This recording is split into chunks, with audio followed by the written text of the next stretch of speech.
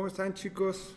Mi nombre es Oscar López Urrutia, yo soy médico ortopedista y traumatólogo, egresado del IMSS, actualmente médico de base del IMSS y del ISSSTE. También soy, aunque no pareciera, ya tiene algún tiempo, pero ya soy ortopedista pediatra con alta especialidad. Y yo les voy a hablar de las dos cosas, tanto de ortopedia general como de ortopedia pediátrica. Vamos a hacer el tema de traumatología en dos bloques. El primero va a ser generalidades, fracturas y las urgencias más importantes que les van a preguntar. Y en el segundo lo que vamos a hacer es hablar un poquito de las lesiones de tejidos blandos, las urgencias que tienen que resolver de esas mismas. Y en todo este tema lo que vamos a hacer es irles poniendo casos clínicos.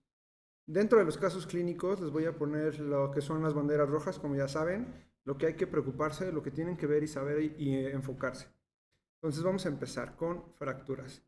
Ya saben la definición de fracturas, en esto no deben de tener fallas, guárdenselo en su cabeza, no se lo van a preguntar, pero para que lo vayan teniendo en cuenta, que tienen que, cada vez que tengan un paciente con una lesión, tienen que determinar si es por una lesión de alta energía, como lo saben, en un accidente automovilístico, o si es una de baja energía, como serían los pacientes que ven en medio, que son los adultos mayores. Las de estrés o fatiga, esas se las voy a poner en específico porque siempre vienen dos casos de esos. Y las últimas, que son las que casi nunca van a tener, que son patológicas, las metabólicas en las tumorales. En las tumorales va a venir siempre un caso de tumor óseo. Esa de ley, estuve checando unos bancos y en todos vino uno y se los vamos a ir desglosando en los próximos bloques. Entonces deben determinar más o menos eso para poder tener en cuenta qué tipo de pacientes están viendo. Entonces, los tips que ustedes se tienen que tener de memoria como médicos generales para resolver estos casos son 4 cosas. ¿Cómo va a consolidar este hueso y cómo lo voy a ver yo? Este hueso, si es un hueso que está bien, que no está malnutrido, que no tiene déficit de vitaminas, que no es un paciente diabético, puedo irme con calma y pensar en el puro hueso. Si tiene movimiento, si está inestable, también debemos de manejarlo de otra manera.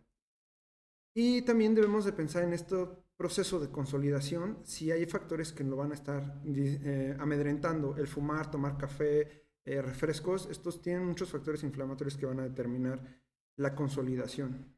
Y los medicamentos, los que siempre les van a poner en casos clínicos es que es una mujer que tiene uso hormonal o que es un paciente que está tomando esteroides o tomó esteroides en al menos 2 meses previos. Y todos estos te los tienen que pensar porque esto es un tejido que se va a recuperar al 100%. O sea, nunca van a ver un hueso que no termine de cicatrizar si tiene todo lo de arriba bien. Entonces, cuando ustedes les pregunten tratamiento, van a cumplir 6 cosas. Si esas 6 cosas las tiene bien, el tratamiento es conservador. Lo inmovilizas y lo mandas a su casa. Todos los casos en ustedes que les van a presentar, justamente les van a poner esas pequeñas banderas rojas para que ustedes tengan miedo y digan, me están haciendo despistar para que lo mande a cirugía. Entonces, esas son las 6 cosas que van a ver. Si el hueso se mueve, lo tienen que operar. Si el hueso está estable, lo puedes poner con una férula o una escayola, lo que nos conocemos como yeso o fibra de vidrio, ¿no? Luego, si hemodinámicamente está inestable, o sea, que la fractura sea lo que te condicione la inestabilidad hemodinámica, lo tienen que operar. Entonces, siempre les van a poner un caso, ahorita se los pongo, el que hemos visto varias veces en los bancos de preguntas con los años en ARM. Y luego también el manejo del dolor. Casi siempre los espantan ustedes de que tiene mucho dolor, el paciente se está muriendo por el dolor y ya están pensando en manejar el dolor sin pensar en lo que les van a preguntar realmente. En el caso de tejidos blandos, viene un caso en el examen del 2020 y 2019 que nos comentaron que vino de fractura expuesta. Entonces los voy a poner ahorita más o menos para que tengan la velocidad de responderlo sin perder tiempo. Y los puntos que más les van a molestar siempre es si el hueso se movió y qué tanto se movió. Si tiene una angulación de 20 grados, mayor a 20 grados, perdón, ustedes lo tienen que mandar a cirugía. Ya no se preocupen de si es anteroposterior, si es de medial o lateral, si le están dando una radiografía mal tomada. Si les dicen 20 grados o más, ustedes ya ni pregunten, cirugía. Si tiene un desplazamiento de más de 1 centímetro, lo mismo.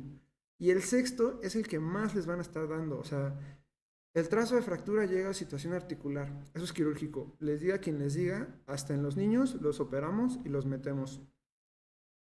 Y luego, para que más o menos tengan la idea, cuando les hablan de cirugías, les van a hablar de dónde está lo que nosotros conocemos como material de osteosíntesis, si se encuentra dentro o fuera del tejido blando, o sea, tejido celular subcutáneo. Ahí nosotros decimos si es interno o externo. Y solamente vamos a determinar cuál de estos dos usamos, de acuerdo a si es interarticular, si hay complicaciones vasculares o infecciosas, y qué tanto en riesgo pone la vida. Porque justamente si tú estás hablando de un paciente que está complejo, pues no vas a darle una fijación interna de primera opción. Como lo ven en el lado izquierdo, esa es una fijación interna, o sea, todo quedó por adentro del tejido blando, mientras que en el lado derecho es una fijación externa.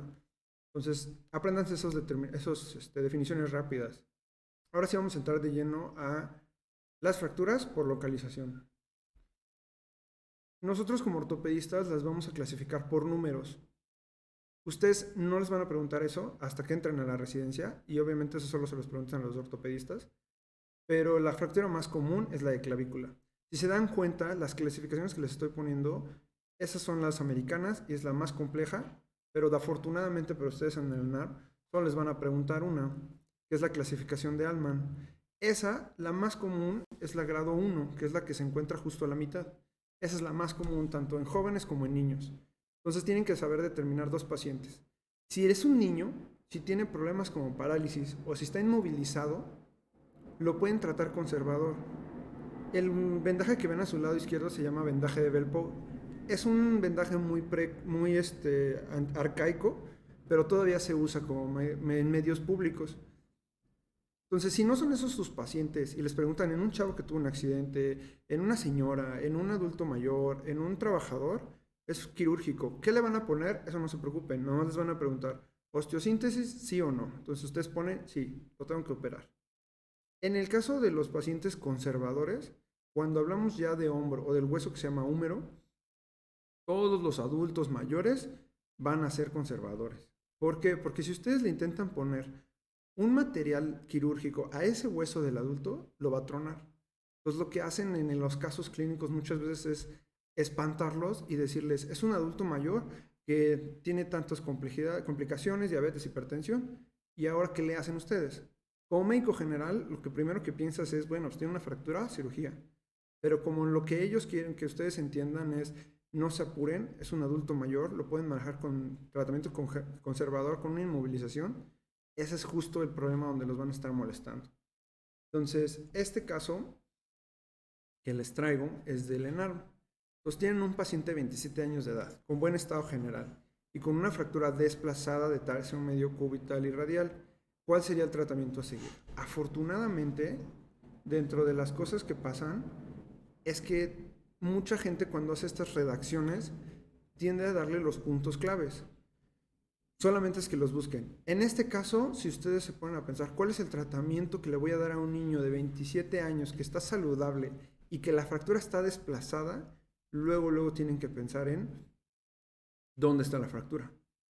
Está en el antebrazo. Entonces, en el antebrazo es el único hueso que, aunque pase lo que pase, necesitas reducirlo de una manera que quede funcional, o sea, quirúrgico. Solamente en los niños menores no va a funcionar igual. Entonces, se dan cuenta, siempre tienen que aislar esos focos rojos. Siempre. Su pensamiento cuando lean un caso clínico es pensar en qué es lo que me están dando. Entonces, vamos a hablar de antebrazo. En el caso del antebrazo es muy difícil que les explique toda la funcionalidad porque es muy ortopédico y no les sirve. Solo apréndanse las cosas simples. Manejo conservador si me dan un paciente pediátrico de tercera edad o discapacitado. Pero si me ponen un paciente que es deportista, trabajador o es joven, es quirúrgico. Pase lo que pase, es quirúrgico. Solamente existen 3 casos que les van a poner y han habido menciones en años anteriores, que son las situaciones de Montegia, Galeazzi y la Essex-Lopresti. La Essex-Lopresti no viene muy seguido porque es muy difícil que se les vaya a ustedes una fractura así de fea, pero la de Montegia siempre se la tienen que aprender. La manera es muy simple. La Montegia, que empieza con la letra M, primera de las letras más iniciales del abecedario, se va a dar la fractura en el lado más proximal del cúbito, mientras que su contrario es la fractura en radio distal, que se va a hacer la de Galeazzi. En ellas simplemente les van a poner qué fractura es y qué le van a hacer. Y es simplemente dónde se encuentra el trazo. Si está del lado del cúbito es Montegia, si está del lado del radio es Galeazzi. Y obviamente su cirugía. El siguiente caso Esta es de las preguntas que más vi que se repetían y ni siquiera le cambiaban el nombre, digo, la redacción.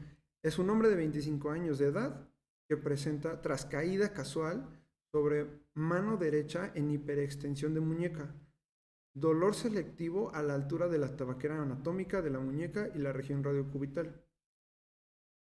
¿Qué tipo de lesión hay que sospechar? Entonces aquí está un poquito, bueno, no, sí está muy mal redactado, porque así los hacen. Los van a hacer para distraerlos a ustedes y muchas veces lo hacen porque después de que la revisamos 15 a cuántos doctores, ya la pregunta es un asco, ¿no?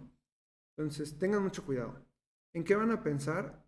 Esto es muy simple. Cayó con la mano y piensen dónde le duele. Le duele a la altura de la muñeca, región tabaquera, y está en el medio de la muñeca. Entonces ustedes se ponen a pensar y ven su brazo, el dolor se encuentra desde la región tabaquera, que es la que se forma entre su pulgar y su radio, y corre toda la muñeca. Eso significa que no solamente está aquí, los están queriendo engañar. Y eso pasa mucho porque todos quieren responder, la muñequera, el escafoides. Pero en este caso es muy común esta fractura que se llama fractura de Smith. Entonces se las pongo. Lo que tienen que pensar es, ¿qué me están preguntando? Un paciente que se cayó en su mano con hiperextensión. Entonces, ¿cuál es la respuesta? En esta pregunta exactamente era Smith, pero ahorita que veamos las opciones, se van a dar cuenta que era Coles, por cómo cayó. Les están diciendo que cayó en extensión. Entonces, ese dolor que da justamente en la tabajera es de Coles. Esta pregunta la reclamaron ese año, que fue 2019, hasta donde tengo recuerdo. Estuvo súper sonado cuando yo oí que hubo hasta reclamas y todo. Pues ni modo, chavos. Hay veces que está mal redactada. Busquen más o menos hacia dónde se dirige la pregunta y pongan su pregunta. No duden de ustedes. ¿Por qué? Porque desafortunadamente muchas veces ustedes no tienen el control del examen. La pregunta la redactaron mal, escogieron mal la respuesta a ellos, pero ya no se pueden detener a que les siga complicando el examen. Sigan adelante. Entonces apréndanselo. Coles, vas a caer con tu mano en hiperextensión. La fractura, lo que va a pasar es que el hueso del radio va a ceder a toda la fuerza de compresión y va a forzar ese fragmento hacia dorsal. Entonces, ustedes tienen que pensar cómo queda la muñeca después de esta fractura. Si mi hueso se está atorando aquí, entonces mi hueso se va a hacer hacia allá atrás. Y esto forma lo que llaman como dorso de tenedor.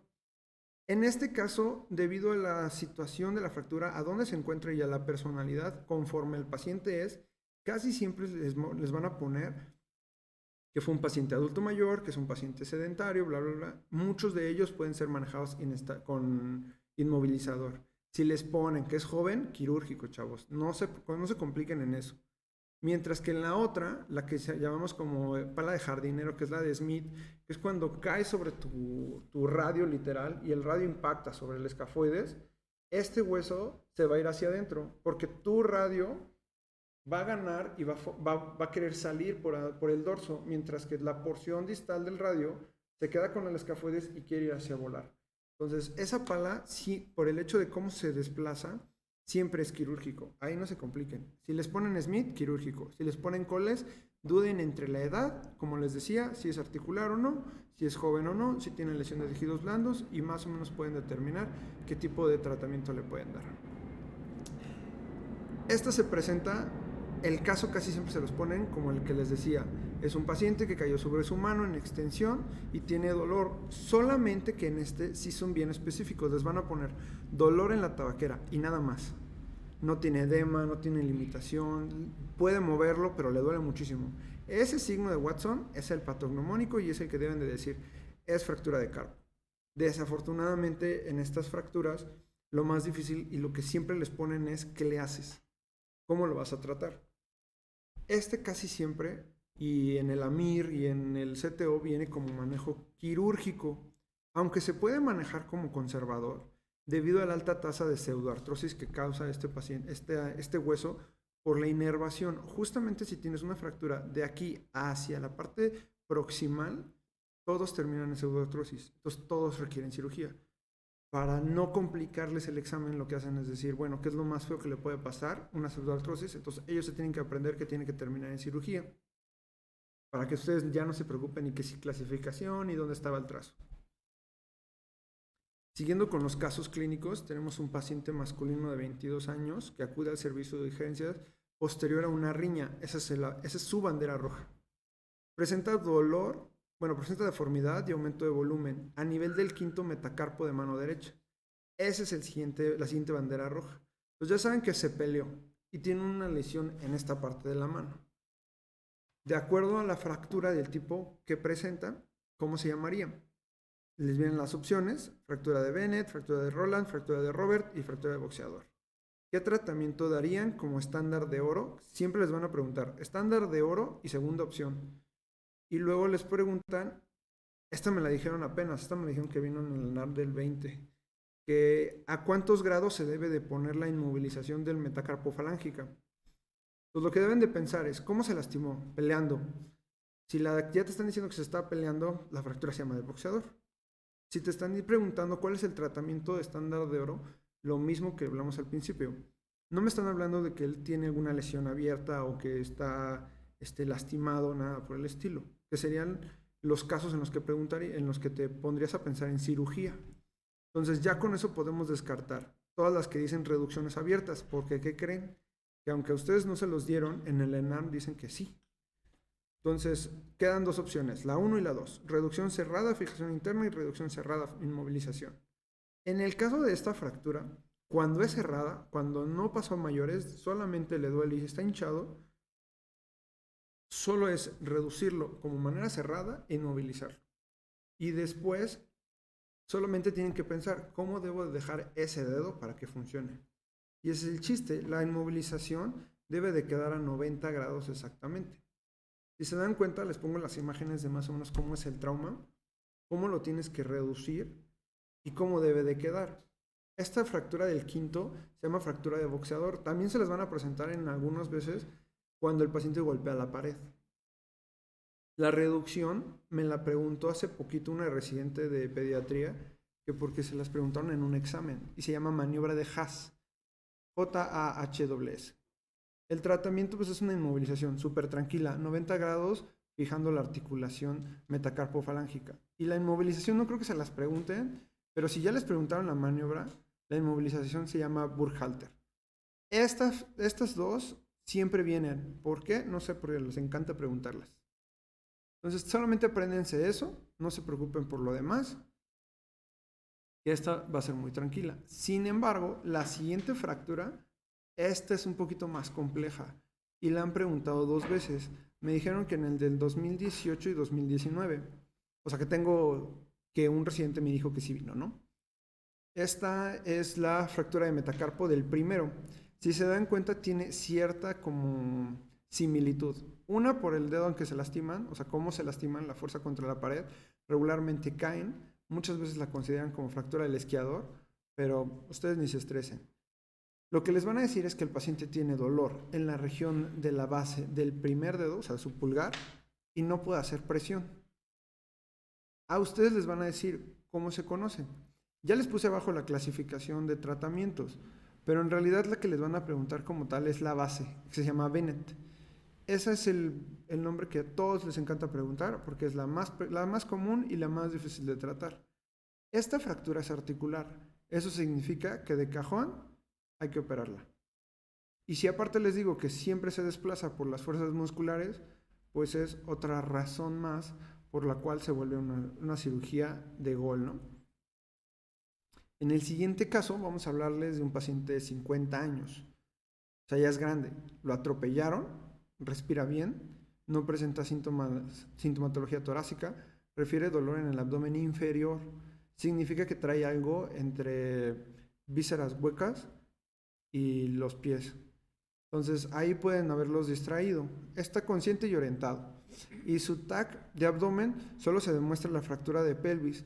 Ahora, este punto rojo que les van a decir, siempre se los van a poner inestabilidad en libro abierto.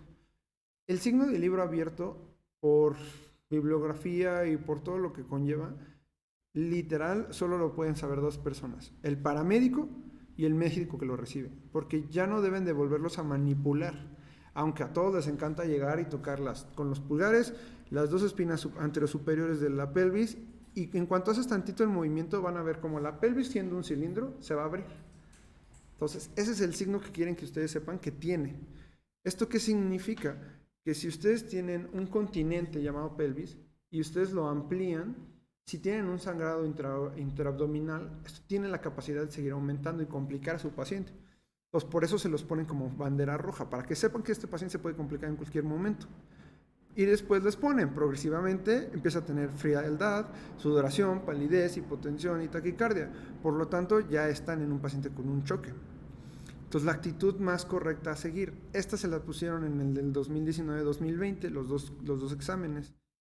Y me dijo el chavo que fue la misma pregunta con el que estaba hablando, que mantendremos su identidad incógnita para no perjudicarlo.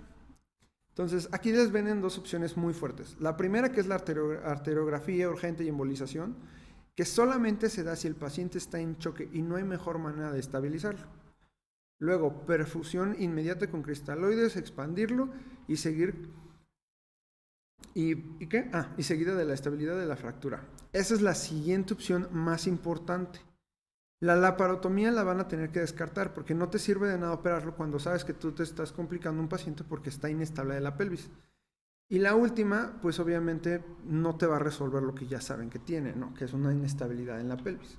Entonces les vuelvo a remarcar las banderas rojas. O sea, un paciente que está inestable, después de que llegó bien, o sea, tuvo una progresión, lo primero que debes de hacer es ponerle algo. Y este juego es algo que van a hacer con ustedes porque lo que quieren saber es si ustedes se saben el ATLS de memoria. Y ustedes deben de entender que en su primer look del ATLS ya determinaron si tienen o no tienen riesgos vasculares. Cuando ustedes ya llegó el paciente y ya tiene este dato, su primera maniobra es algo con lo que estabiliza la pelvis. Ya sea como les pongo en la imagen, que son las que ahorita están de moda, que son las hamacas pélvicas, o el típico de que no estoy muy orgulloso, pero a veces en el servicio público tenemos que utilizar una sábana para poder hacer la misma maniobra. Y es lo que hay, o sea, hay que resolverlo en ese momento. Una vez logrando estabilizarlo, ya sea con el cinturón pélvico, la hamaca o con lo que tengan, ya pueden determinar si lo pueden fijar o no. Entonces, como en este caso no había la posibilidad de darle uno de inmediato como fue un cinturón, el siguiente paso es el fijador. Entonces, si yo les quisiera hablar en una clase de ortopedia de lo que estamos hablando ahorita, me llevaría un buen rato. Lo que ustedes deben de saber es esto. Si les presentan un paciente con este signo y les dicen libro abierto, que para nosotros ortopedistas es una clasificación de inestabilidad anterior-posterior, ya me estoy preocupando porque el paciente en cualquier momento puede recolectar más volemia dentro de la cavidad pélvica. Y ahí les pongo una imagen de lo que regularmente ponemos como fijador externo para la pelvis. De los siguientes casos, este sí está un poquito, es de los más molestos porque muy rara vez nos dieron la oportunidad durante el internado o durante la formación de hablar de ortopedia de las fracturas más frecuentes. Y el caso es que esta es una de las fracturas más frecuentes por la osteoporosis.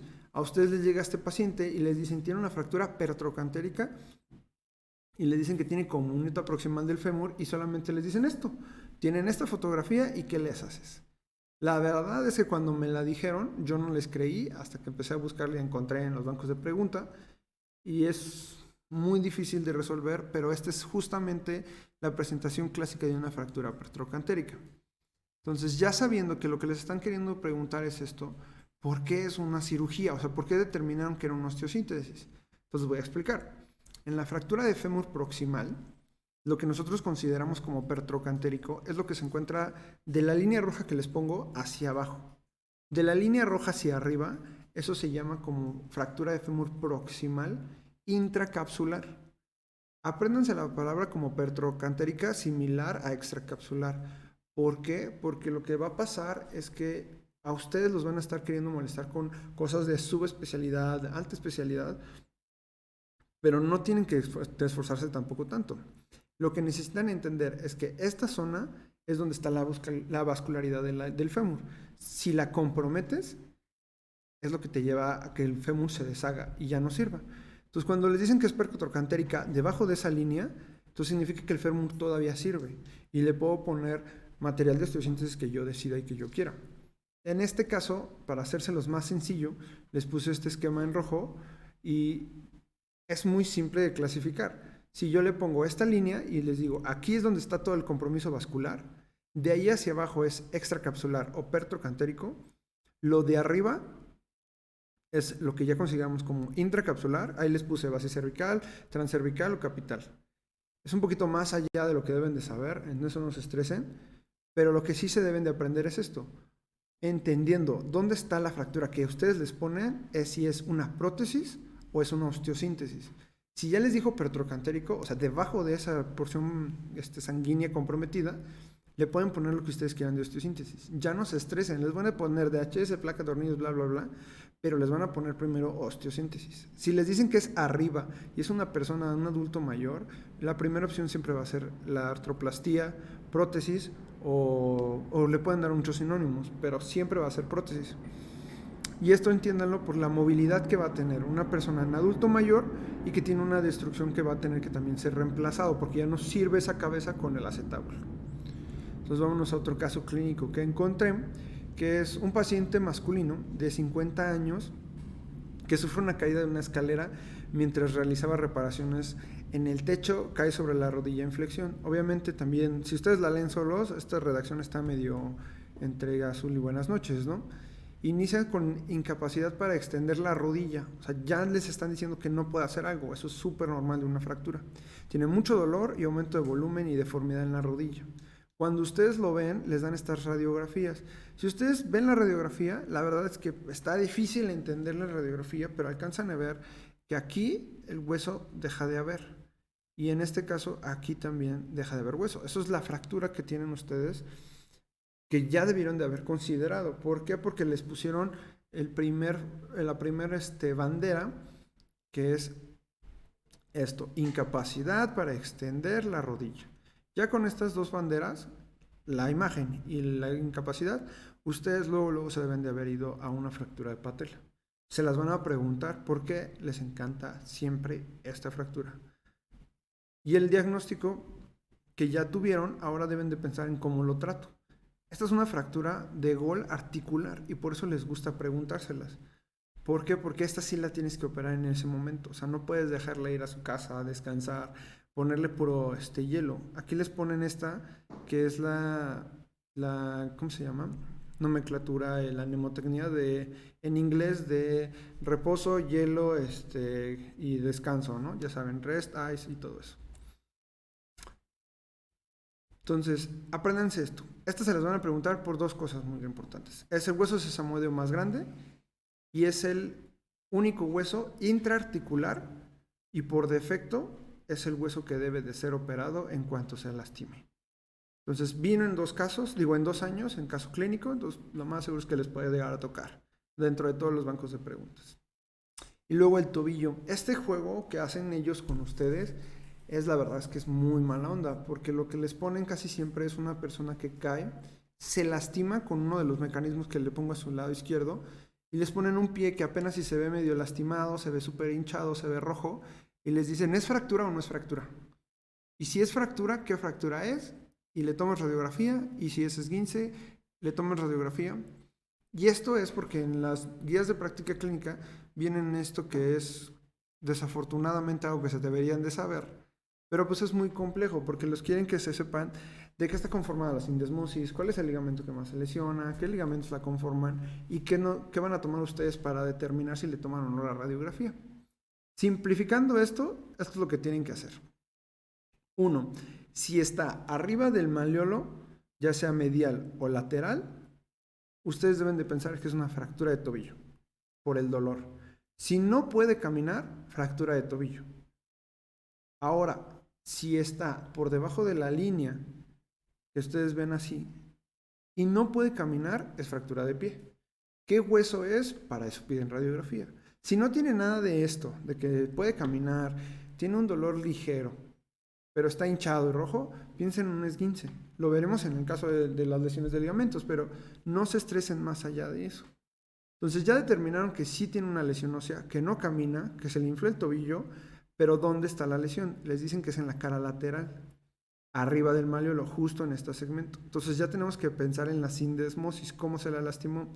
Esta clasificación de Weber, que es la que les encanta preguntarles a ustedes, va a determinarla de acuerdo a en qué lugar se encuentra de este ligamento que se encuentra aquí. Es un complejo ligamentario de más de 4 ligamentos. Ni se lo aprendan, no les sirve a ustedes.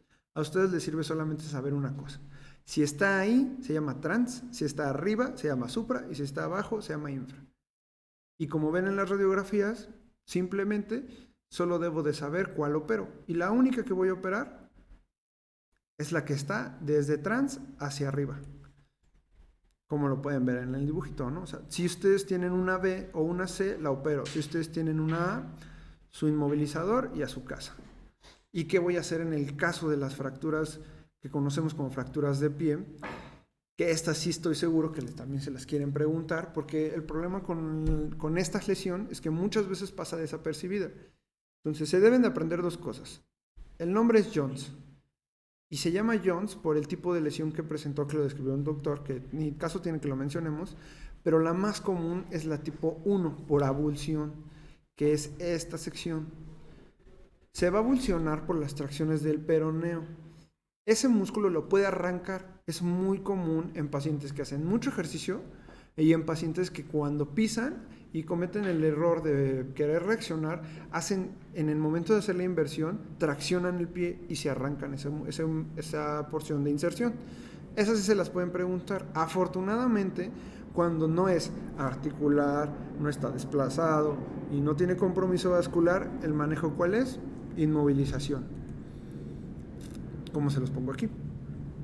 Muy rara vez les van a poner de cajón una para cirugía, pero si se las ponen, les van a poner las 6 cosas que les mencioné antes.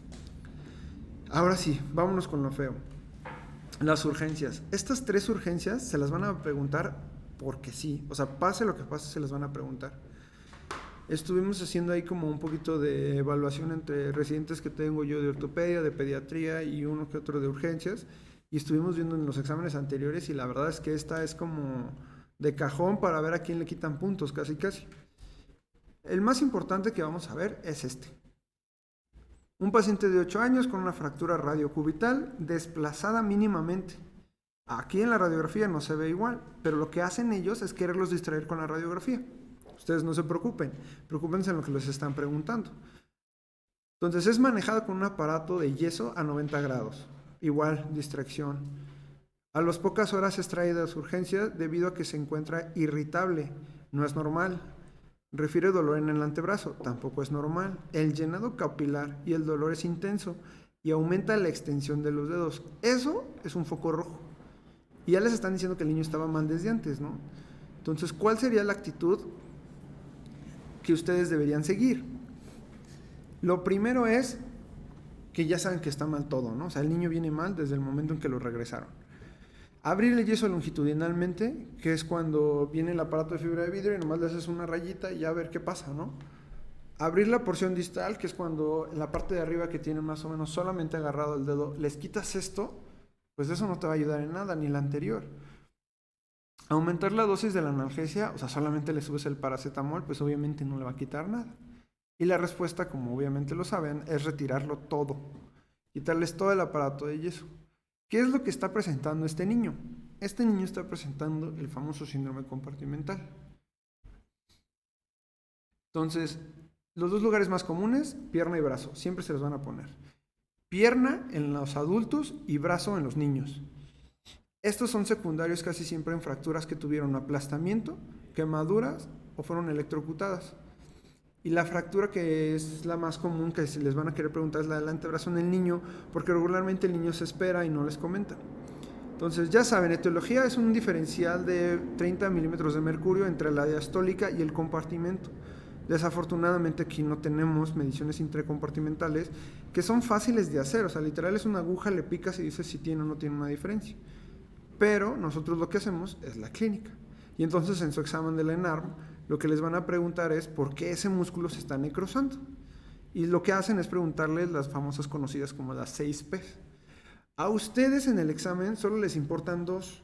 Si el niño presenta la primer P, que es dolor, ese pain significa que es, y obviamente también deben de saber que es la primer P porque es la primera que se presenta en menos de 5 horas. O sea, es el foco rojo que les debe de hacer pensar en por qué le duele a un niño que ya lo redujiste, ya está inmovilizado y ya tiene medicamentos. La que le sigue es la de parestesias. Esa es la segunda P en presentarse. Entonces esos dos focos les van a poner de gol. Y eso significa que está progresando. Si ustedes ya empiezan a tener más allá como parálisis, palidez y que empiezan a perder pulsos, significa que eso ya está llegando hasta la necrosis. Entonces, en este caso, el tratamiento posterior a haberle quitado la inmovilización y que no mejoró, que fue algo que no preguntaron en el ENARP y que les pueden preguntar, son las fasciotomías. Entonces, a ustedes no les van a preguntar cuáles son y cuántas hay, porque la verdad es que es una cirugía que, o sea, aunque suena fácil y teóricamente es simple, nada más llegar al compartimento y abrirlo, sí te lo debes de saber anatómicamente de dónde a dónde empieza y qué porción vas a abrir para poderla liberar. Y obviamente lo más difícil después de una fasciotomía es cerrarlo, porque puedes tener el paciente del lado izquierdo, que es una fasciotomía con cierre secundario, paulatino, y la de la derecha, que fue un cierre fallido y lo dejas como cierre con segunda intención. ¿Y por qué es muy importante? Por esto. Y estas sí les van a preguntar, ¿cuál es la complicación más importante del síndrome compartimental? En el agudo les van a preguntar la rhabdomiólisis y la necrosis, porque el paciente puede llegar a presentar falla renal durante su estancia en urgencias. Mientras que en el crónico lo ves más como una secuela, que es la atrofia muscular y la reacción de Volkmann. Lo que pasa en la reacción o en la contracción o en la contractura de Volkmann es que el músculo se necrosó tanto que cuando cicatriza empieza a contraer todo el tendón y se quedan de esta manera. Este es un caso clínico que tuvimos que reoperar. Luego, el siguiente caso, también caso clínico conocido. Es un masculino de 10 años de edad. Acude a valoración posterior a un manejo quirúrgico. Entonces ya les dicen que es un niño que alguien operó, no les dicen quién. Pero llega con fiebre, aumento de volumen, eritema en la región de sitio quirúrgico. Ya supieron que tuvo un compromiso, o sea, vascularmente alguien lo abrió. Y después de esa cirugía tuvo fiebre. Eso no es normal. Y después el volumen. Si ustedes ven las fotos se ven, están hardcore, la verdad. Pero sí pasa, y pasa muy seguido. Entonces, ¿cuál de los siguientes es el primer paso a manejar? De este niño, que está teóricamente, hasta donde lo ponen, solamente tiene fiebre y no tiene ningún compromiso, ¿qué es lo primero que debemos hacer? Darle un antibiótico para quitarle la fiebre y que no siga evolucionando, hacerle una trotomía, abrirle toda la articulación, hacerle una artrocentesis, solamente esa porción hasta llegar a la articulación, o abrirle todo y limpiarle todo, que fue por una cirugía. Y luego viene, ¿qué esperarías ver en los laboratorios del paciente? Esta pregunta, cuando a mí me la dijo la residente de pediatría, me la corroboraron otras dos residentes y me dijeron que para ellas, o sea, en teoría era muy fácil, pero no esperaran que les preguntaran los de las desviaciones, que obviamente estamos hablando en este caso en un paciente que está teniendo una artritis séptica. Entonces, lo primero que hay que hacer es obtener una punción del líquido sin contaminar más para poder aislar el patógeno. Entonces, lo primero que siempre se hace es una artrocentesis. Y tú vas a tener una leucocitosis con neutrofilía con desviación a la izquierda porque tú estás teniendo neutrófilos que se están regenerando. Entonces, al ser nuevos, la curva se va hacia la izquierda. Eso apréndanselo de memoria. No les puede fallar, menos en infecciones.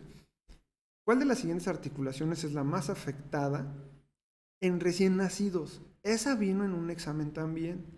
Y la verdad es que mis respetos, porque obviamente que como ortopedista te la sabes, pero yo no recuerdo que me la hayan preguntado. A mí me preguntaron una que estuvo muchísimo más extraña. ¿Y cuál es el patógeno más frecuente? En el caso de los niños, siempre es Staphylococcus. Siempre piensen en Staphylococcus. Pero en el de los recién nacidos, como acaba de nacer, pasó por un canal de parto, pasó por una manipulación de trabajo de parto, el patógeno es distinto. Puede ser por inoculación o puede ser por diseminación de la madre. En el caso de los niños y en el caso de las artritis sépticas de cadera del recién nacido, el patógeno puede ser Staphylococcus en mayor porcentaje, pero sí les puede llegar a haber otra infección. Entonces, en ese caso, no se estresen, solamente cadera, Staphylococcus, y a lo mucho les van a llegar a poner un caso con E. coli, pero ya es hablar de un niño con una mamá que tuvo complicaciones. Obviamente que hablando de las artritis sépticas, después de haber hecho todo, sí tienes que hacer una revisión completa de la articulación. pero la pregunta iba dirigida a solamente el caso inicial. ¿Qué es lo primero que le hacías? Lo primero que le debes de hacer es retirar todo o sea, hacer un cultivo de ese líquido y ya después hacer una limpieza completa, una artrotomía con aseo quirúrgico. Ese niño le fue muy bien, afortunadamente, a pesar de todo lo que le pasó. Entonces estamos hablando de un proceso inflamatorio en la articulación de origen infeccioso. El origen infeccioso más conocido es el Staph aureus. Y entonces esta paciente tiene una urgencia por dos motivos. Uno es que la articulación después de las 8 horas del inicio de la infección, esa articulación ya no va a funcionar. Va a empezar a tener complicaciones y llega a pasar que un niño de 2 a 8 años, después de los 10 años, esa articulación empieza a comportarse como una articulación de un paciente de 60 años. Ya empieza a tener artrosis, ya empieza a degenerarse, empieza a tener deformidades. Por eso es tan relevante en los casos clínicos. Les van a preguntar a Staph aureus siempre, solamente si les dicen que es un paciente inmunocomprometidos con uso de drogas o actividades sexuales de riesgo, piensen en gonocócica. Esa es súper rara que la pregunten. ¿Por qué? Porque es casi de gol, ¿no? O sea, saben que un joven pues, va a tener de buenas a buenas con actividad sexual de riesgo gonorrea. Lo que sí les van a hacer mucho hincapié es en los criterios del por qué diagnosticaron ustedes después de la punción artritis séptica infecciosa. De ahí nosotros nos basamos en los criterios de Kocher cuando determinamos que es séptica y que no es simplemente una sinovitis reactiva. La PCR, la BCG y el cultivo y la tinción de gram positivos son los datos que van a dar el diagnóstico definitivo, pero no nos van a ayudar obviamente al inicio, cuando nosotros estamos entre le hago la astrocentesis, le hago una artrotomía, lo opero, lo dejo descansar, ¿qué es lo que le hago? Si ustedes no cumplen más de 2 criterios, lo mejor que pueden hacer es dejar esa rodilla, dejar esa cadera y nada más darle manejo conservador, porque lo más seguro es que sea una artritis, una sinovitis. Este que sigue es con el que van a determinar lo que de verdad le está pasando al paciente, ¿no? Muy rara vez no se van el paciente con estos criterios, que son la determinación de qué tipo de líquido sinovial tienen. En el caso del séptico, como ya saben, son la última columna. Lo que va a determinar para nosotros saber si tienes una artritis séptica es qué tan turbio está, si el color no es transparente, todas las articulaciones tienen color transparentes, y cuando ustedes lo vean, qué tanta leucocitosis tienen. La mayoría de los pacientes en este caso ya tienen un proceso séptico, ya tienen fiebre, ya tienen leucocitosis, entonces la determinación no es tan compleja. Lo que sí es complejo es el tratamiento, que es lo que les pongo hasta abajo. En las guías de práctica clínica vienen estos dos esquemas. A ustedes les van a preguntar dicloxacilina y amikacina, porque es el esquema básico y es el que hay en todos los hospitales. Solamente les van a decir cuándo usas clindamicina y es en los pacientes alérgicos a la doxaciclina. Esa es una muestra que tomamos hace poquito de una sinovitis y si se dan cuenta no es lo mismo, no es el mismo líquido que sacamos de la otra rodilla, del codo. Bueno, en el siguiente caso que tenemos del ENARM es un paciente que es desconocido, lo encontraron en la calle, es traído de urgencias posterior a ser atropellado por un tráiler, acude con una lesión en el miembro pélvico izquierdo, ahorita van a ver la imagen, ustedes determinan la urgencia, por lo que inician el siguiente manejo. Aseo quirúrgico, aseo en sala de urgencias, que es literal echarle agua mientras lo estás limpiando y quitándole la ropa, o ya hablarle a a cirugía vascular. No tenemos ningún dato que nos haga pensar en eso, por eso no lo contemplamos. Y antibiótico-terapia, que literal es vía y antibiótico. Respecto al caso con el que la imagen les pusieron, creo que también está en el CTO, ahorita que me acuerdo. Señala la respuesta incorrecta. O sea que todo lo que me están diciendo está bien menos una. Y siempre apréndanse a responder así, porque el examen lo que va a hacer es quererlos distraer, quererlos confundir muchísimo y redactarles mal las cosas. Entonces, la fijación externa persigue evitar complicaciones infecciosas en las fracturas abiertas. Bueno, eso de persigue, pues nada más es redacción, pero el punto es evitar la infección de las fracturas abiertas. Y sí tiene esa opción, la verdad es que sí se considera como uno de esos cánones del fijador externo. ahí está mal escrito, cuando hay una fractura abierta, no puede desarrollarse un síndrome compartimental.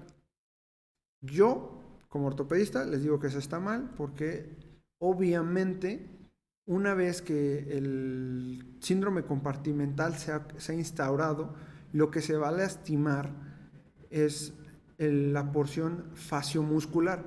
¿Qué significa? Que aunque el hueso esté roto, sigue insertada la fascia al músculo y esa en teoría lo pueden ver como una bolsa que se empieza a inflar. Aunque el hueso esté roto y esté picando el músculo, se va a seguir hinchando porque el continente no se ha abierto, o sea, la fascia sigue completa. A menos que sea una amputación, ahí sí les puedo decir que es muy difícil que haya un síndrome compartimental. Por ende, esa es la respuesta correcta. Entonces vamos a hablarles de las fracturas. Perdón, me regreso. ¿Por qué el antibiótico? Eso es algo súper importante y les voy a decir que a mucha gente se les olvida que en la fractura expuesta el antibiótico es el manejo de primera instancia, es el más importante. Si pudiéramos iniciárselo con los paramédicos, resolveríamos las fracturas expuestas en casi un 100%. Entonces, esto es la clasificación de fracturas expuestas. Si yo se las quisiera explicar como ortopedista, les tengo que también dar una clase súper extensa. Para fines del ENAR, ustedes solo van a aprenderse 4 cosas. Si es mayor a 1 centímetro es 2, si es mayor a 10 centímetros pasa a ser 3, si ya no puede ser cubierta pasa a ser B y si tiene lesión vascular es C de gol. Hay 3 casos en los que los van a confundir. En el caso de herida por arma de fuego y en el caso de que sea contaminada. En el caso de herida por arma de fuego, aunque tiene una repercusión en tejidos blandos mayor por el hecho de todo lo que conlleva la entrada de la bala con el vértice que hace posterior a la bala, sí tiene mayor lesión muscular, pero se sigue pudiendo tener una cobertura. Entonces, esa no la modifica. Lo que haces es considerarla como contaminada. No consideras que se mueva de los niveles de Gustilo y Anderson. O sea, si tú la ves y es un grado 2 y es por arma de fuego, pero va a tener cobertura, sí. ¿Tiene lesión vascular? Bueno. Si le pegó a una arteria, entonces sí la mueves, más no se vayan por el hecho de que simplemente fue por arma de fuego. Y el otro, el de la contaminación, por ejemplo, me pasó uno, me dijeron de un examen que vino que se cayó una cloaca, y el otro que sí viene mucho en las guías es el de cuando se lastima estando trabajando en una granja. En esos 2 casos, de golpe es C, porque la contaminación ahí es muchísimo, es 3, perdón, porque la contaminación es muchísimo mayor, tienen que hacerle un manejo antibiótico avanzado y un manejo quirúrgico avanzado, que es lo que ustedes van a aprenderse de esto, ¿no? La de la derecha es una fractura expuesta, no tengo más que explicarles, obviamente, y la de la izquierda es una fractura cerrada. Si yo tuviera el paciente del lado izquierdo, mi pregunta es, oye, ¿y en qué momento o cómo voy a determinar qué manejo le voy a dar? Entonces esa es la siguiente pregunta con la que les van a decir. ¿Por qué es una fractura tan importante para el examen? Porque esta fractura los va a llevar a hacer 2 cosas. 1, entender infección ósea y 2, saber manejar un paciente con ATLS. Es una fractura, entonces es una urgencia. Está expuesta, entonces debes de hacer manejo con ATLS, vía, circulación, todo eso lo tienes que hacer antes de iniciar el manejo ortopédico. Y entonces tú tienes que determinar, cuando llega contigo, si no tiene antibiótico, tú eres el que lo tiene que iniciar. Siempre piensa en cefalosporina de primera generación. Hagan lo que hagan, siempre les van a preguntar una cefalosporina de primera generación. Esa es la pregunta clave, porque de ahí les van a decir, ¿qué le pasó? Si tú mueves al paciente de alguno de los grados, entonces lo único que tienes que hacer es agregarle un medicamento. Si estás en grado 1, cefalosporina de primera generación. Si estás en un grado 2, le agregas un aminoglucósido. Si estás en grado 3, le tienes que agregar nada más metronidazol. Y de ahí solamente determinar qué otra cosa le hago. Lo que les van a pedir es que sepan que todos estos pacientes deben de tener un esquema antitetánico y que se tienen que operar después de hacerle el manejo antibiótico. Pero esto tiene una ventana terapéutica, como ya saben de lo de cardiopatías, como ya saben de lo de los embolismos cerebrales. O sea, tenemos una ventana para disminuir la morbimortalidad. En el caso de las fracturas expuestas, para disminuir la infección que llegue a hueso, son 3 horas. O sea, es muy poco tiempo. Y ya después se pueden preocupar en qué momento lo fijan, eso no les van a preguntar. Y como les decía, solamente los van a hacer dudar o molestarlos con lo de si es la fractura en campo, por arma de fuego o si es en una coladera. Bueno, pasemos a otro caso clínico. Este está muy padre. Es un masculino de 48 años que tiene fractura cerrada de húmero diaficiario de 7 meses de evolución con ausencia de hueso en sitio de fractura, con bordes escleróticos, con ausencia, cuando se manipula el brazo tiene dolor y se percibe movilidad en el sitio de fractura. ¿Sí me entienden? O sea, están diciéndoles que hay algo raro y ya pasaron 7 meses de que se lastimó. O sea, ya es bastante tiempo. Entonces, ahí lo que sigue es pensar, ¿por qué se lastima? ¿Por qué le duele? Lo que quieren ellos que entiendan ustedes es que esto está teniendo una resolución no favorable de una fractura que estaba cerrada. Y luego les preguntan, ¿cuál de los siguientes es correcto? Entonces, ya desde ahí les están diciendo que estamos hablando de un caso de un paciente que su fractura no fijó. A eso le llamamos pseudoartrosis. Y la respuesta para esto es, ¿qué es lo que le pasó al paciente? Por ejemplo, la primera dice, resulta de una falta de inestabilidad en el sitio de la fractura. Entonces, ahí como que los hacen dudar en qué están preguntándome, pero la verdad es que la pregunta es un poco errónea, ¿no? O sea, está un poquito mal elaborada. Entonces, esa es la duda que les quieren poner a ustedes. Luego, se espera un riesgo vascular abundante en los bordes. Ya les dijeron que los bordes eran escleróticos, entonces no es esa la respuesta. En la cirugía de salvamento, el clavo intramedular es el mejor implante. No es el mejor implante, es un buen implante, pero eso no les va a dar a ustedes la respuesta. ¿Por qué? Porque les están preguntando de cuál implante es el que van a escoger para una cura de pseudoartrosis. Eso es de alta especialidad. Y la verdad es que ni siquiera el clavo es el mejor implante. Se sugiere el injerto de cresta ilíaca autóloga como la cirugía de salvamento. En el caso de la cirugía de salvamento, cuando ustedes están viendo ya una pseudoartrosis muy avanzada, los injertos se recomiendan que sean completos como el de cresta ilíaca. Pero en este caso todavía no sabemos ni cuál es. Entonces, por alguna extraña razón, cuando me redactaron esta pregunta, yo les estaba preguntando si les pusieron otra imagen o si les pusieron algo, y me dijeron que solo les pusieron una imagen fea de una placa ahí fea y de que no se veía hueso. Y entonces encontré esta entre mis curiosidades de una pseudoartrosis real. Entonces el punto es saber qué es lo que van a preguntarles, ¿no? En el caso de esta pregunta, la respuesta que ellos dijeron fue la de, es el resultado de la inestabilidad, de la falta de inestabilidad en el sitio de la fractura. Pero está mal redactada, ahí debió de haber sido falta de estabilidad. Por eso yo les decía que igual la tuvieron mal. Entonces, esto fue lo que les expliqué de las banderas rojas, ¿no?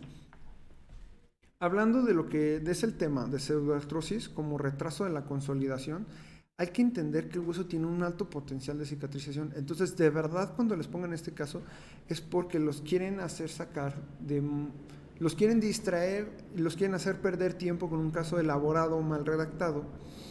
Y tienen que pensar en estas 3 cosas que les puse, que es cómo va a cicatrizar el hueso. Existen cosas que son osteoconductores, hacia adelanto, espérenme un segundo. Que existen cosas que son propias del hueso, que el material puede ser osteogénico, que son la producción de hueso, osteoconductor, que son las proteínas por las que va a llevarse, y osteoinductor, que son los factores inflamatorios que van a llevar esta estimulación. No siempre se puede percibir de acuerdo a todas las enfermedades que les mencionaba antes, ¿no? En el caso de la clasificación, cuando hablamos de alteraciones en la consolidación, siempre apréndanse esto. Si les dicen más de 3 meses, ya piensen en una pseudoartrosis. No se preocupen por las clasificaciones que les va a dar Judet, que les va a dar Weber, no se preocupen eso. Ustedes piensen, más de 3 meses sin consolidar es pseudoartrosis para ustedes por cosas del ENAR. Van a hablarles de un paciente con dolor, calor o rubor o que se mueve la zona de fractura. Y eso para ustedes ya es gol. Y obviamente la radiografía les va a hablar de un espacio, en la zona de fractura. La clasificación la verdad es que es muy compleja. nosotros las hacemos así para determinar tanto material como qué tejidos vamos a usar para poder resolver esta fractura. En el caso de lo que sí les van a preguntar es si es vascular o es avascular. Si ustedes ven que la pseudoartrosis con la radiografía que les están poniendo no hay hueco y que al contrario hay crecimiento pero es amorfo, para ustedes es vascular. Ni se preocupen qué tiene, ni se preocupen qué grado, solamente apréndanselo así. Y si es vascular, no hay que hacerle más que ponerle otro metal. Pero si es avascular, ahí sí necesito ponerle un injerto. En el caso de este paciente, me dijeron que ya tenía los bordes escleróticos, por lo que necesitaba un injerto. Entonces, era lo que yo les decía a estos chavos, o sea, la redacción estaba del asco. Entonces, la pregunta era de alguien que los quería hacer quedar mal y molestar. Y desafortunadamente muchos de ustedes caen en eso, y por esa pregunta que los hizo sentir mal, ya se echaron todo el examen distraídos. No se claven con esas preguntas. Y en el caso del tratamiento, puede ser cualquier tratamiento, desde fijaciones temporales externas hasta una definitiva interna. Este caso que les pongo es un caso patognomónico de sí, lo que más les ayudaba era un clavo interno, pero no significa que solamente un centromedular sea el mejor caso. Entonces, no se estresen, chavos, ustedes no se preocupen. Vamos a tener un descanso de unos 15 segunditos. Si tienen alguna pregunta, la pueden mandar a las plataformas y se las respondemos para ver qué ustedes tuvieron, qué preguntas tuvieron, ¿vale? Nos vemos en un ratito.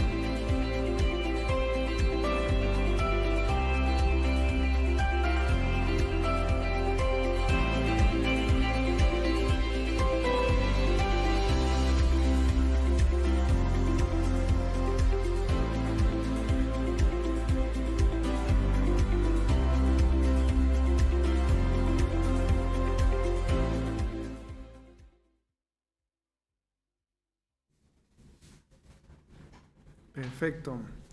Bueno, regresamos del descanso. Si tienen alguna duda, pregunta o si quieren hacer algún comentario o que veamos algún tema que no les gustó o que repitamos algo, adelante, chavos. Venga, doctores. Ya vamos con la última sección. Esta parte es un poco confusa. ¿Por qué? Porque necesitan saber dos cosas. Bien anatomía y muy bien qué es lo que les quieren hacer. Sufrir y preguntar. Entonces vamos a hablar primero de las luxaciones. Entonces, esta zona de luxaciones y lesiones de tejidos blandos en lo que más o menos siempre viene un casillo por ahí que los quiere hacer perder los estribos. Hablando de la pérdida de congruencia articular, les vamos a hablar de un casito que vi que está muy bueno.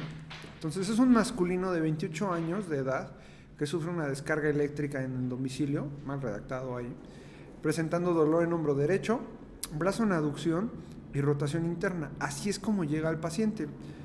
Entonces, así como bloqueo en la rotación externa del mismo, significa que el paciente no puede literal levantar la mano del pecho, ¿no? O sea, es muy fácil.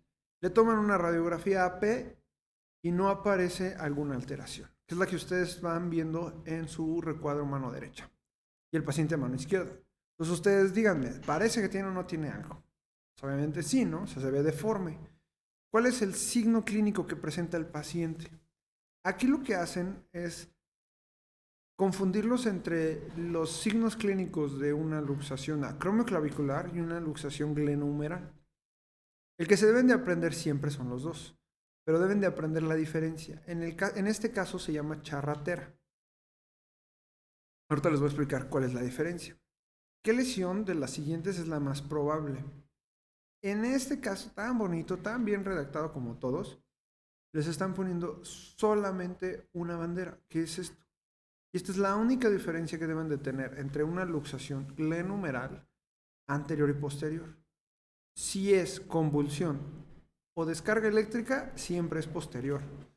¿Por qué? Porque el músculo es más fuerte que la articulación glenohumeral y esos músculos, tanto deltoideos como en la espalda, tienen más tracción hacia posterior. Lo que pasa es que por peso, musculatura y el peso muerto del hueso, estos músculos no lo logran desplazar hacia posterior. Pero cuando lo vencen, la luxación se va hacia atrás. Mientras que en una caída normal, en un accidente normal, siempre va a ser anterior. Ese es el truco. Pues la imagen que ustedes tienen a su lado izquierdo es la imagen típica del signo de la charratera. No sé si lo hayan visto, pero justo esto se asemeja al hombro de lo que son estos trajes de los militares que se llaman charrateras. Por eso le pusieron así. Entonces se las van a preguntar sí o sí. ¿Por qué? Porque es la luxación más común, es la número 1 y el 99% de los casos es anterior. Solamente si les dicen deportista o mujer, adulto mayor, es cuando piensan en anterior. Pero si les ponen que es una convulsión o es un choque eléctrico, ahí están pensando en una posterior. Esta tiene dos signos clásicos que son los que les estoy poniendo aquí. El primero es el del foco, así le ponen bold o light bold. Es que si se dan cuenta no se ve normal la cabeza del húmero. Como se va hacia atrás, se derrota por la tracción del trocánter menor y se ve el húmero como si fuera circular por completo. Y la otra que se llama signo de la línea del ver a través o el signo de a través de, lo que significa es que como el hueso se fue, perdón, el húmero se fue atrás de la glena, lo que están viendo es una línea que pasa por detrás de la glena. Eso es lo que se ve en el signo patognomónico también. Una vez viendo esto, lo primero que tienen que determinar es si existe lesión o un compromiso neurovascular. En el caso del paciente, la mayoría de las veces de una luxación anterior, les van a preguntar si siente el hombro. Si la porción del deltoides anterior y lateral están lastimadas, esta parte la empiezan a tener insensibilidad. Entonces es lo más fácil que les van a preguntar. ¿Por qué? Porque después de una luxación, muchos pacientes llegan a presentar atonía hasta atrofia muscular secundaria a esta lesión nerviosa. Es muy raro, pero sí las preguntan. Y luego les van a preguntar las maniobras. Las maniobras, como pueden ver, existe desde la más horrible, que es la hipocrática, la más compleja, que esta no la van a hacer porque tienen que hacer tracción, rotación interna, tracción, abducción, rotación externa y estar así un buen rato. Les van a preguntar estas dos. tracción contra tracción y la que llamamos como Stimson. Solamente esas las van a preguntar. Las otras ya no se usan. Y luego, este era un caso clínico con 3 párrafos. Y este es el que le sigue. Lesión esencial responsable de las recidivas de luxación de hombro. Pues ya les están preguntando recidivas. ¿Qué significa? Que algo le pasó durante la luxación que está complicando y que vuelve a hacer que el hombro se luxe. La más importante y la que siempre les van a preguntar es esta, porque en la ortopedia es la más común y es la que más terminamos reoperando. Entonces, muy rara vez se deforma el húmero y muy rara vez se distiende tanto la cápsula como para preocuparnos. La desinserción del rodete glenoideo es casi siempre la más importante. ¿Cuál es la diferencia? Que aquí les están agregando esto, cápsula del reborde anterior, y esta no. Entonces ahí es donde los hacen querer dudar. Porque si ustedes me dicen, es que el rodete glenoideo es lo mismo, lo siento, pero no. Aquí solo sería el labrum. Y el labrum porción articular cartilaginosa, mientras que aquí viene con todo y cápsula. Esta es la que nosotros estamos preguntándoles. ¿Por qué? Porque es la más común, esta es la de verdad. Entonces, desafortunadamente redactan mal y desafortunadamente también son muy buenos para quererlos molestar. En este caso, este paciente tuvo esa lesión, el que les puse en el caso clínico. Esta es la lesión de la luxación. Si se dan cuenta, aquí está el hueso con la lesión. Fue tanta la lesión cuando se lastimó que quedó todavía lastimado después de la reducción. Aquí está ya reducido, ¿no? Entonces pueden ver esto. Y estas son las 2 lesiones que les van a estar preguntando. Cuando se luxa hacia anterior, la lesión que va a causar en la parte del hueso humeral, como tal, es la porción de la cabeza posterolateral, como lo ven aquí. Y se llama Hill-Sachs, porque el hueso se desplaza hacia arriba del húmero. Esta parte se comprime, se contrae y se fractura. Y cuando tú lo reduces, ese como bache que nosotros llamamos, cuando haces cualquier movimiento, golpea el labrum y se traba. Y después ya no lo puedes volver a meter. Entonces crea luxaciones recidivantes. Y la otra opción es el Bankart. Y el Bankart es la que les preguntaron. Se trata de una luxación de todo el complejo fibrocartilaginoso, desde la inserción capsular hasta el labrum y hasta la porción capsular de la glenumeral. Entonces, ese fue el truco de la pregunta. O sea, de verdad es que sí son muy mañosos y muy mala onda. Luego vamos a pasar a la otra, la cromoclavicular. Esta clasificación ya se las había puesto. Y la verdad es que la clasificación de cromoclavicular es muy compleja y muy larga. Y lo que vamos a hacer con ustedes es que para fines del examen del ENAR solamente se aprendan 3 cosas. Una, ¿cuándo es una ruptura total? Que es a partir del 2. Ya el tratamiento conservador no empieza a ser tan funcional, pero no es hasta el grado 4 que debe de ser quirúrgico. Eso es lo que se tienen que aprender. O sea, si ustedes les ponen que tuvo una lesión, una ruptura, y que el desplazamiento es mayor al 100%, y ya tuvo una lesión, y está como en la radiografía que les pongo, donde si ustedes hacen esta medición de aquí a aquí, a esto le llamamos 100%, lo ponen la distancia de aquí a aquí, obviamente ya es un desplazamiento mayor, ya estamos hablando de algo quirúrgico. ¿Cómo sabemos eso? Aquí es donde entra el famoso signo de la tecla, que significa que mi clavícula se levanta y literal es como una tecla de piano. Cuando ustedes la presionan, disminuye. Entonces, ese es el punto donde nosotros determinamos si ya es quirúrgico o no. Luego nos vamos a las siguientes luxaciones. Este caso, ahorita se los voy a poner, que viene después de esto. En el caso de las luxaciones húmerocubitales o húmero-radiocubitales, dependiendo de dónde lo lean, para ellos lo que importa es que te vas a perder lo que llamamos la delta de Nelaton, o sea, ese triángulo que se forma entre los 2 cóndilos laterales y mediales del húmero y la porción de la punta del olecranon, que es la prominencia que lo va a delimitar, ¿no? Esto casi siempre es un bloqueo a 40 grados, no puede ser más flexión. Y las clasificaciones, aunque son importantes para ustedes, lo único que les debe de relevar es hacia dónde se desplaza. La más común siempre va a ser la posterior. Y ya, no se aprendan más. Les van a decir qué maniobras realizan. No les van a preguntar el nombre, pero sí les van a preguntar la reducción. Y simplemente es una tracción con flexión. Eso es lo que les van a preguntar. Y de ahí la inmovilización. Deben de medio tener en conciencia que estas lesiones son comunes. No es tan común que se las pregunten, pero sí es muy común que pase. Y luego la de cadera. En el caso de cadera, había muchísimos casos, pero ninguno era como tal, o sea, un caso cuadrado que les preguntaran como los que les he puesto. Entonces lo que hice fue literal ponerle los puntos. Y lo que deben de saberse de las luxaciones coxofemorales son dos cosas. Uno, la que siempre les van a preguntar es la posterior y es la del coche. Viene una paciente sentada en el coche o un paciente, va como pasajero, viene con las rodillas flexionadas y la cadera flexionada, o sea, en la posición de sentado, se estrella y el tablero impacta sobre su rodilla, lo que va a hacer que el fémur se desplace hacia atrás, golpee el acetábulo y cuando golpeas el acetábulo se luxa. Esa luxación no siempre viene sola. Viene muchas veces con una fractura de acetábulo o una lesión del ciático, como aquí les pongo. Estas dos lesiones siempre se las van a preguntar, porque son las lesiones agudas que deben de descartar cuando llega el paciente. En el caso de la fractura, para determinar si es, muchas veces lo que haces es la reduces, ahorita les pongo las maniobras, y si se vuelve a luxar, es muy probable que tenga un complejo articular como fractura de este tipo. Y en el caso de la lesión del nervio ciático, es la completa pérdida de la sensibilidad. Entonces, es muchísimo más fácil que la detecten en un caso clínico.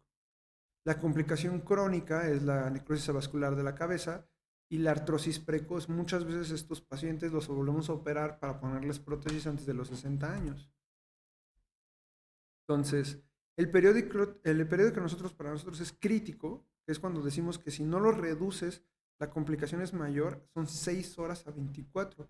No es tan grande el periodo, o sea, digo, tan grave, si se dan cuenta. Lo tenemos casi un día para poderla poner en su lugar. El problema es que si lo reduces y se vuelve a botar, o sea, si es irreductible, ya significa que es una emergencia, ya lo tengo que meter, porque no solo no se está metiendo en su lugar, sino que lo más seguro es que haya una porción extraarticular que esté dentro y lo tenga que abrir, o sea, ya sea una cirugía abierta. Y la presentación, pues si se dan cuenta, son 6 a 24 horas para que tengan necrosis vascular, por eso no hay tanto problema como tal dentro de ese tiempo, ¿no? La que les van a preguntar es esto. Si se fue hacia atrás, es Alice. Y si se fue hacia anterior, es Walker. Esa es la única diferencia. Alice la tienen aquí, que es flexionarle otra vez la cadera como si estuviera sentando y solamente traccionarla hacia el cielo. Y la de Walker es la diferencia, que es jalar la pierna, o sea, hacerle una tracción, y el otro, su compañero, quien los esté ayudando, van a hacerle una abducción forzada. Y eso va a hacer que de estar montadas sobre el acetábulo de la pelvis, puedan volverlo a recolocar. Y como les decía, ¿no? Los motivos por los que no reduce es una fractura de acetábulo o una lesión del labio. En el caso de la rodilla, en este sí les voy a poner un casito. Posterior a un accidente de automóvil, el paciente es valorado en urgencias. Se queja de dolor e hinchazón en la rodilla izquierda. Estaba sentado en el asiento delantero sin cinturón. El paciente es reducido en quirófano bajo anestesia general. ¿Cuál es el siguiente manejo? Entonces, este paciente se lastimó casi igual al otro paciente. ¿Cuál es la única diferencia? Que aquí tenía una deformidad ya marcada en la rodilla. Entonces ya les están diciendo que no es cadera. Entonces está en la rodilla.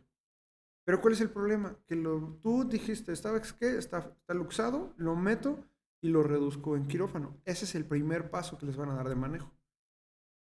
Y aquí viene lo más difícil. ¿Qué es lo siguiente que tienes que hacer? Evaluarlo por cirugía vascular, confirmar una lesión de ligamentos cruzados con una resonancia, hacerle una artroscopía para evaluar el sangrado, porque en la radiografía, como pueden ver, obviamente tiene un sangrado arriba de la patela, o ya darle una fijación externa con rodilla para que no se mueva más.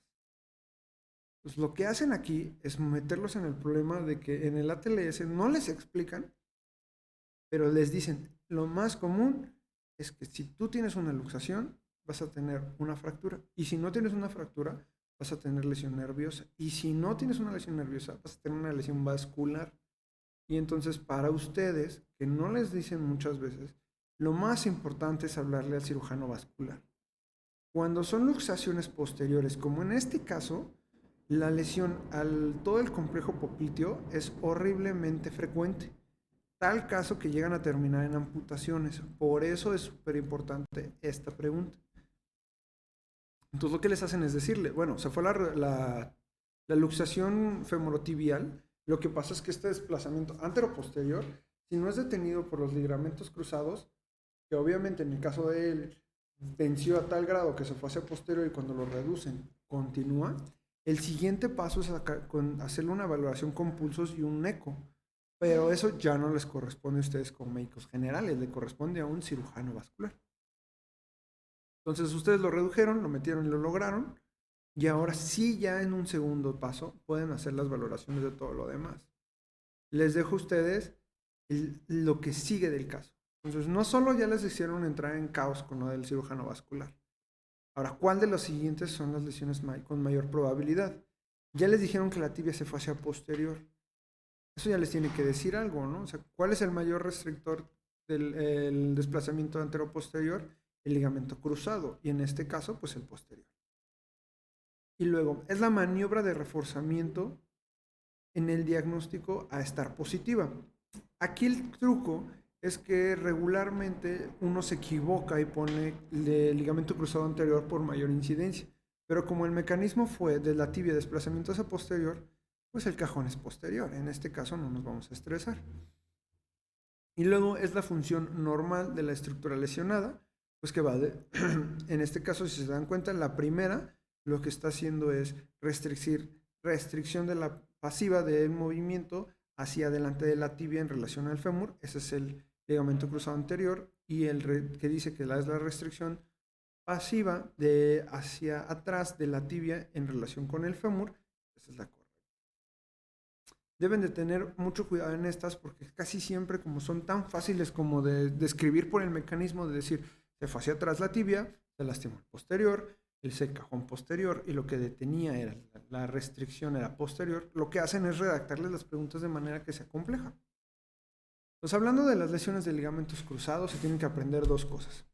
Uno, el ligamento cruzado es intraarticular, pero es extrasinovial. Significa que tiene una recobertura sobre el ligamento, lo que hace que cuando se lastime no tenga tanta hemartrosis. Eso significa que si ustedes tienen un paciente deportista que se lastimó corriendo y se lo rompió, no va a tener una hemartrosis, va a tener un derrame articular de puro líquido sinovial. Mientras que en el paciente que tuvimos con un traumatismo severo, con un hematoma, como se los pusieron en la radiografía, ya estábamos pensando de lesión vascular. Ese fue el truco de bandera roja en el caso clínico que les pusieron. Por eso los estaban haciendo hasta dudar de si estaban vivos o no. En este caso les ponía la imagen de la resonancia de se los repito para que les explique. Este es el ligamento cruzado anterior y este es el ligamento cruzado posterior. Si se dan cuenta, este es recto y está súper bonito, y en el posterior hace una especie de imagen de bastón y se inserta en la parte posterior de la tibia. Por eso es un restrictor posterior. Y aquí podemos ver la imagen de una lesión del ligamento cruzado anterior. Se pierde la continuidad. Déjense los resalto. Ahí está. Bueno, y para detectarla, ¿qué le vamos a hacer? Las maniobras de detección del ligamento cruzado anterior, como pueden ver en el video, lo operamos, le tuvimos que hacer una completa reestructuración. La tibia se desplaza tanto que se avienta, o sea, no hay manera de detenerla. Y pueden ver en la segunda imagen como esta es la que nosotros conocemos como un cajón anterior y este es Lankman. Lo que haces es extiendes a 30 grados la tibia para ver cómo se desplaza a mayor grado de flexión, en el caso de los 90. Entonces, casi siempre en estos dos existe una presentación de edema óseo en la resonancia. Eso no se lo preguntan porque es muy difícil de detectar. Lo que sí les preguntan es esto. Cuando se acompaña con una avulsión lateral de la tibia proximal, que es donde se inserta los ligamentos laterales colaterales, se le llama fractura de sigón. Eso siempre se los van a querer preguntar si les ponen un caso con una lesión de este estilo. Pues acuérdense, cajón anterior y posterior, y en el caso del anterior se complementa con Lankman. ¿Cuál de los dos tiene mayor factor predictivo positivo? Es Langman. Pero recuerden, solamente les estaban preguntando cuál es el siguiente paso. Entonces sería cajón anterior. Si les preguntaran cuál de los siguientes te da un diagnóstico de certeza, es Langman. Y luego vamos a las lesiones meniscales. En el caso de las lesiones meniscales, el mecanismo de lesión es una flexión y rotación sobre el menisco que se le estiman. Eso siempre apréndenselo. Tiene que ser sobre el lado. Si giran hacia adentro o si giran hacia afuera, es el menisco que se lastiman. El interno, el externo, el medial o el lateral. Debido a que las lesiones casi siempre son deportivas, el medial es el más común en lastimarse. Y entonces ya se saben, es un giro en flexión y después de eso sienten un chasquido o un bloqueo. En el caso de estas lesiones, el derrame casi siempre es lento. Después de las 7, 8 horas de haberse lastimado, empiezan a tener el derrame. Y obviamente, todo el dolor se queda durante la línea de inserción del menisco a la tibia, que es la parte que nosotros llamamos como línea articular. ¿Cómo los vamos a detectar? Las maniobras de detección del menisco, en este caso, son sumamente específicas. Desafortunadamente son demasiadas. Pero hay dos que son patognomónicas, que es Apley y McMurray. Las otras dos no se las aprendan, no tiene caso para ustedes. En el caso de Apley por distracción, que es la que pueden ver en medio, que esta sí es Apley por compresión, perdón. Y lo que haces es presionas la tibia sobre los cóndilos femorales para poder repetir el movimiento que le genera dolor. Si lo giras hacia adentro, si lo giras hacia afuera. Y en el caso de McMurray, lo que haces es a la inversa. Cuando flexionas y lo rotas hacia afuera, le va a doler el menisco medial por la inserción a la cápsula, mientras que si lo rotas hacia interno, le va a doler el lateral. Bueno, pasamos a otro caso que también está muy bueno. Masculino de 30 años, el cual refiere dolor a nivel del tobillo mientras jugaba soccer el fin de semana. Entonces, ya de ahí sabemos que o es esguince o es fractura. Escucha el tronido, ahí ya nos hace pensar en otra cosa. Al apoyar mal su pie. Posterior inicia con aumento de volumen en la región del tobillo. Es oficinista y comenta que le molesta al caminar y ponerse zapatos. Entonces ya está muy raro. Así no suena un esguince de tobillo. Entonces lo que empezamos a pensar es, ¿por qué le duele cuando se pone los zapatos? Prefiere padecer hipertensión, diabetes mellitus, toma enalapril y metformina y no recuerda el esquema. Entonces es un paciente descontrolado. Igual esta tiene sobrepeso, pero no nos dijeron. ¿Cuál de los siguientes no es un diagnóstico diferencial? Esta pregunta está de verdad para molestarnos. Porque cuando yo les dije cuál era el diagnóstico, ellos me dijeron que esa fue la pregunta la pregunta fue cuál no era el diagnóstico diferencial.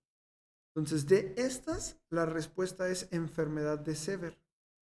Porque ese no es un diagnóstico diferencial a lo que le está pasando. Un esguince de tobillo te da el dolor en la región que nos dijimos, una fractura también te da. Un esguince del mediopié te puede dar un poco de molestia de la manera en como él dice, que es al apoyar su pie. Pero la que no te da es la enfermedad de Sever, esa te la da en el talón. Pues resulta que casi como me lo comentaron, a ellos les dijeron que la que estaba bien era ruptura del talón de Aquiles. Y si ustedes se ponen a pensar, está mal redactada, porque a ellos les preguntaron, no es un diagnóstico diferencial. Entonces, ¿por qué les hicieron esa pregunta? Pues les dije, ni modo, chavos, se las pusieron mal, ni se estresen. Y después me dijeron, oiga, doc, pero de esta nos hicieron la siguiente. ¿Cuál sería la técnica de exploración más adecuada para valorar la gravedad? Y yo les dije, bueno, creo que entonces el examen está completamente mal. Lo que hicimos fue asimilar que lo que ellos querían preguntar era hacer la diferencia entre un esguince de tobillo y una fractura de tobillo. Entonces, si ustedes se regresan a toda la pregunta, se dan cuenta que lo están orientando hacia una lesión de pie medio, no una lesión de tobillo, no de pie.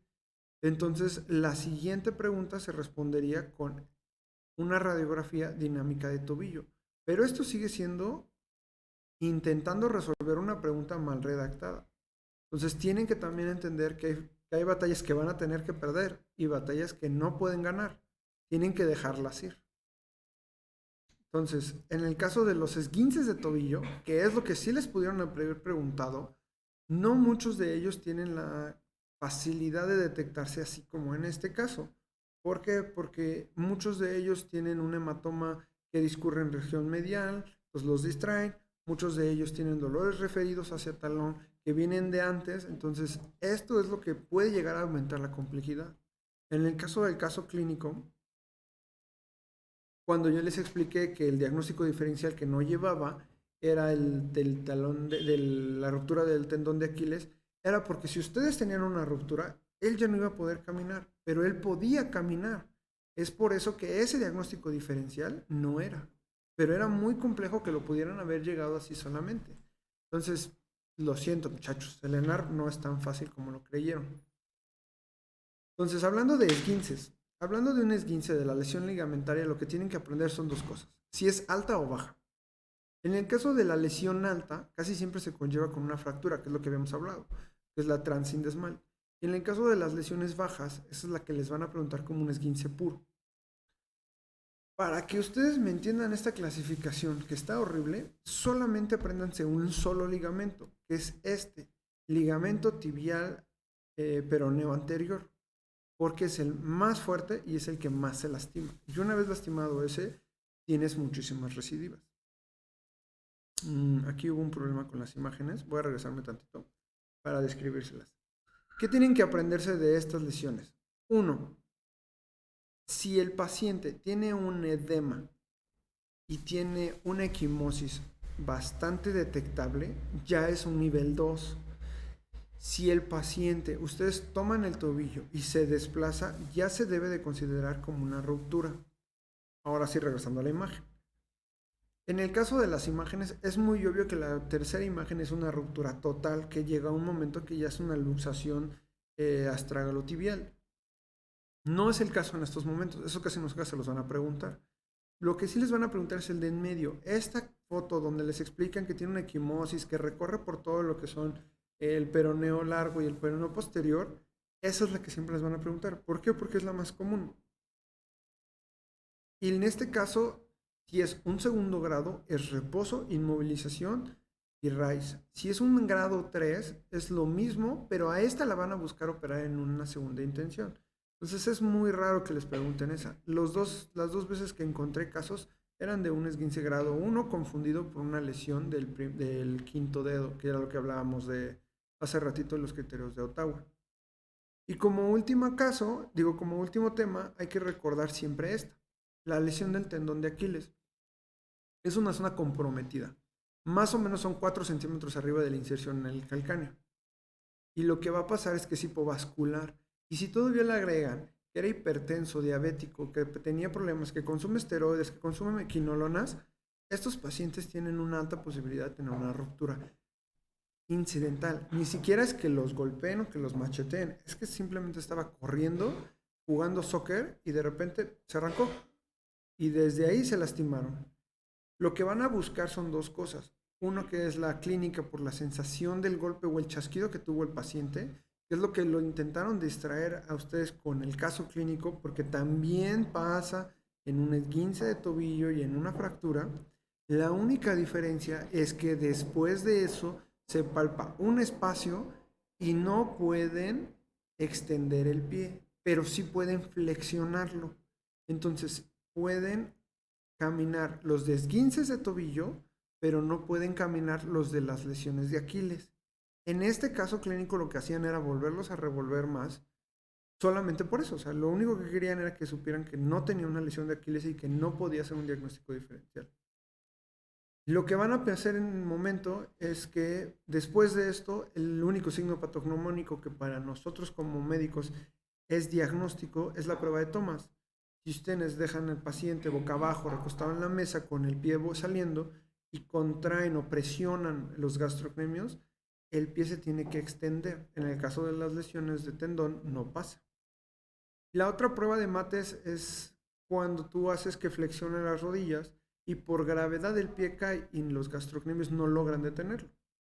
Pero esta es casi cada vez más rara en que la sigan usando. ¿Qué deben de aprenderse? Solamente esas dos cosas. Prueba de Thompson, el chasquido, que es una manera de distraerlos entre el esguince y la fractura, y que debe de ser un paciente con antecedentes de uso de corticosteroides, fluoroquinolonas, inmunosuprimido por trasplantes o artritis reumatoides o diabetes, o un paciente hipotiroideo. Y por mi parte, muchachos, eso sería todo. Cualquier duda, pregunta o comentario que quieran o me quieran hacer llegar, estoy a sus servicios. Y de todas maneras los veo mañana para la sección que nos falta de pediatría, columna y tumores óseos. Que tengan un bonito día, chavos.